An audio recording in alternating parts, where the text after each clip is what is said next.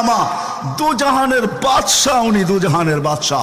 আল্লাহ কোন এক রিওয়ায়াতে নিজেই বলছেন, আনা মালিক ইয়াউমিদ্দিন আনতা সাহিবা ইয়াউমিদ্দিন, আমি কিয়ামতের মালিক বটে বন্ধু, আপনি বাদশাহ।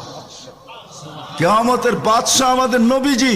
এই জন্যই তো উনি বলতেছে লিয়াল হামদি বিয়াউমুল কিয়ামতি বিয়াদি, কিয়ামতের দিন আল্লাহর ঝান্ডা আমার হাতে থাকবে, আমার হাতে।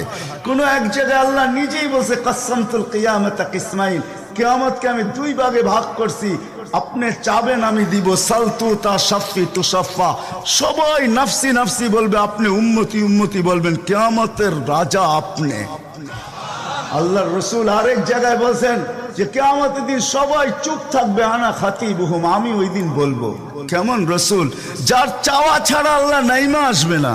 শাফাআতে কুবরার মতলবই এটা, যে উনি যতক্ষণ পর্যন্ত না চাবে আল্লাহ আসবে না।